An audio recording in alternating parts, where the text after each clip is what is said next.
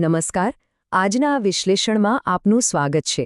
આજે આપણે એક ખૂબ જ ઊંડા અને સંવેદનશીલ વિષય પર વાત કરવા જઈ રહ્યા છીએ, જેને કહેવાય છે માતાનું આરોપણ. આપણે એ સમજવાનો પ્રયત્ન કરીશું કે આખરે આ છે શું, એ કામ કેવી રીતે કરે છે અને બાળકના વિકાસ પર એની કેટલી ઊંડી અસર પડી શકે છે.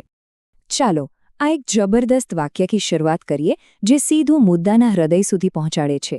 આ વાક્ય એ દર્શાવે છે કે કેવી રીતે એક બાળક અજાણતા જ પોતાના માતાપિતાની એવી લાગણીઓનો બોજ ઉચકવા લાગે છે જેને માતાપિતા પોતે પણ સ્વીકારવા તૈયાર નથી હોતા. સારું, તો આ ભાવનાત્મક કચરાપેટી છે શું? ચાલો આને થોડું ઊંડાણમાં સમજીએ.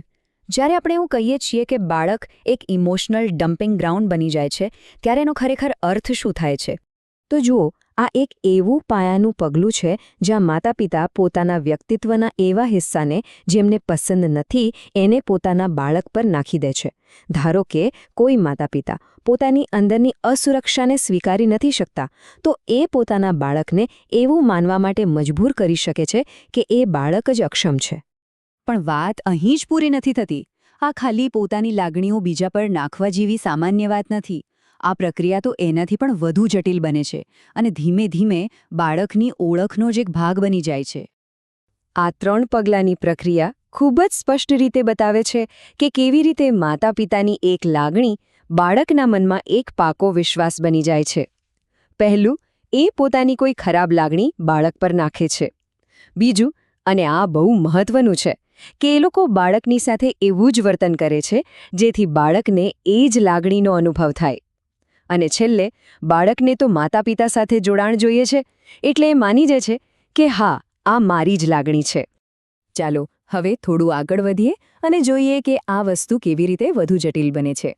આપણે ખાસ કરીને ક્લસ્ટર બી વ્યક્તિત્વની વિકૃતિઓમાં જોવા મળતી પેટર્ન પર એક નજર કરીશું, જ્યાં આવું વર્તન વધારે જોવા મળે છે. એટલે સમજવાની વાત એ છે કે આ ભૂલથી નથી થતું. આ તો માતાપિતા માટે એક રીતે પોતાની લાગણીઓ કંટ્રોલ કરવાની રીત બની જાય છે, અને એમાં બાળક એક સાધન તરીકે વપરાય છે. તેઓ પોતાની ભાવનાઓને સ્થિર કરવા માટે ઘણીવાર અજાણતા જ બાળકનો ઉપયોગ કરે છે. આ કોષ્ટક જુઓ, કેટલું સ્પષ્ટ છે. માતાપિતાની અંદર જે સંઘર્ષ ચાલી રહ્યો છે એના આધારે બાળકને એક ચોક્કસ ભૂમિકા મળે છે. જેમ કે જો નાર્સિસિસ્ટિક પર્સનાલિટી ડિસઓર્ડર હોય તો બાળક ક્યાં તો બલીનો બકરો બને અથવા સોનેરી બાળક.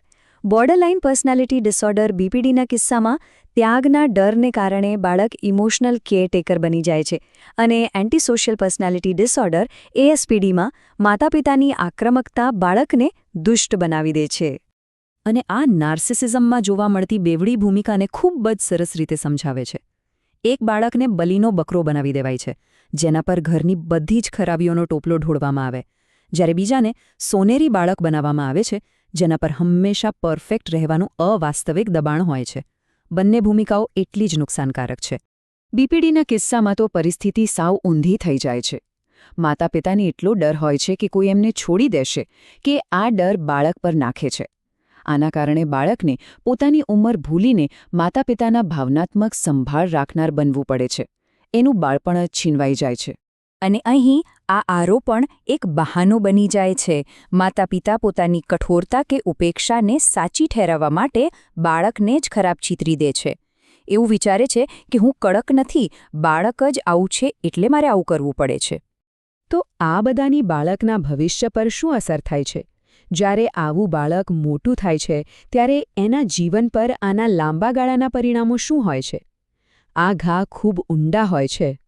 મુખ્યત્વે 3 મોટી અસરો જોવા મળે છે. પહેલું, બાળક પોતાની જાત પર જ શંકા કરવા લાગે છે. એને પોતાની યાદો, પોતાની લાગણીઓ બધું ખોટું લાગે છે. બીજું, એ પોતાની સાચી ઓળખ ક્યારેય બનાવી જ નથી શકતું. અને ત્રીજું, સૌથી દુઃખદ, કે મોટા થઈને એ પણ કદાચ આ જ રીત બીજા સંબંધોમાં અપનાવી શકે છે. અને આ બધાનું પરિણામ? જીવનભર શરમ અને અયોગ્યતાની લાગણી. સતત એવું લાગે છે કે મારામાં જ કંઈક ખામી છે. આ ભાવના એમના દરેક નિર્ણય અને સંબંધ પર અસર કરે છે. તો ચાલો, આ આખી વાતને અંતે ફરી એકવાર સમજીએ અને એક મહત્વના સવાલ પર વિચારીએ. આ બધું જાણ્યા પછી આપણે શું શીખી શકીએ?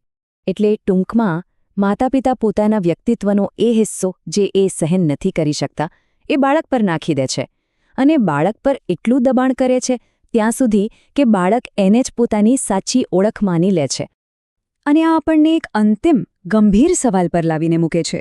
જો કોઈની ઓળખ જ બીજા દ્વારા આપેલી હોય તો પોતાની સાચી અસલી ઓળખ કેવી રીતે શોધાય? આ સફર ચોક્કસપણે બહુ જ અઘરી છે, પણ પોતાની જાતને પાછી મેળવવા માટે જરૂરી છે.